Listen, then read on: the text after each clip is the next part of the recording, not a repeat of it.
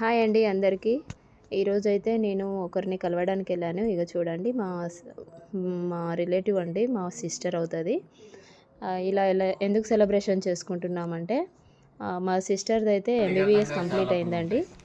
ఈరోజు వచ్చేసి తనకి ఎంఎస్ గైనకాలజిస్ట్ సీటు కూడా వచ్చిందండి. ఈఎస్ఐ హాస్పిటల్ ఎర్రగడ్డ సెలెక్ట్ అయింది. తను చాలా సింప్లిసిటీగా ఉంటుందండి. తనలో నచ్చిన క్వాలిటీ ఏంటంటే చాలా సింపుల్గా ఉంటుంది ఆమె. తను స్టడీ అయితే మొత్తం గవర్నమెంట్లోనే కంప్లీట్ చేసిందండి. నవోదయ స్కూల్లో చదివింది చిన్నప్పటి నుండి. తర్వాత ఎంబీబీఎస్ సీట్ వచ్చింది. తర్వాత ఇప్పుడైతే గైనకాలజిస్ట్ అయ్యిందని వాళ్ళ డాడీ మాట్లాడుతున్నాడు, చూడండి ఒకసారి.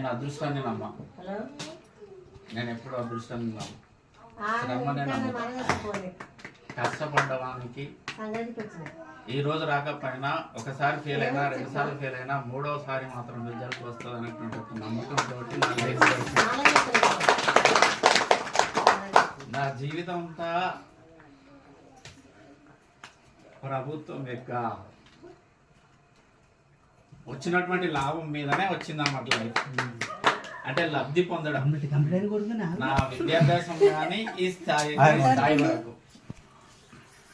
ఇప్పుడు కూడా మరి ఈమె కూడా ప్రభుత్వం పరంగా వచ్చినటువంటి ఏదైతే సౌకర్యం ఉందో, అంటే ఉదాహరణ ఎంబీబీఎస్ అయినా గవర్నమెంట్ సీట్ వచ్చింది, ఇప్పుడు ఉన్నటువంటిది కూడా గవర్నమెంట్ సీట్ వచ్చింది. ప్రైవేట్లో అంటే మేము చదివించలేనటువంటి స్థితి మనం. అంటే ప్రభుత్వం పరంగా లాభం పొందినాం కాబట్టి ప్రభుత్వానికి సేవ చేయాలనుకుంటుంది నాకు ఉన్నటువంటి ప్రత్యేకమైనటువంటిది ఇది. నా సర్వీస్ అంతా కూడా నేను ఏ స్కూల్లో చేసినా బీద వాళ్ళ దృష్ట్యా నేను చదువు మాత్రం చెప్పడంలో ఏమాత్రం కాంప్రమైజ్ కాలేదు ఇప్పటి వరకు. నేను చెప్పేది ఈమెకు ఒకటే, ఎందుకంటే ఇప్పుడు ఉన్నటువంటి ఈమె పోస్ట్ ఏదైతే ఉందో నిజానికి కీలకమైనటువంటి పోస్ట్. బీద వాళ్ళకు సహాయం చేయడంలో నిజానికి చాలా ముఖ్య పాత్ర ఉంటుంది. ఇప్పుడు అట్లా కనిపించినా కానీ భవిష్యత్తులో మాత్రం కొందరు పూర్తిగా ఫైనాన్షియల్గా చాలా వెనుకబడి ఉంటారు, బాగా ఉన్నవాళ్ళు కూడా ఉంటారు. కానీ దాన్ని దృష్టిలో పెట్టుకొని బీద వాళ్లకు తన వంతుగా ఎంతవరకు సహాయం చేయగలుగుతుందో అంతవరకు చేయాలనేటువంటిది నా యొక్క అభిలాష, కోరిక. అది నెరవేరుస్తుంది అని నేను అనుకుంటున్నా. ఆ ఆశయాన్ని ముందుకు తీసుకుపోతుందని నేను అనుకుంటున్నా.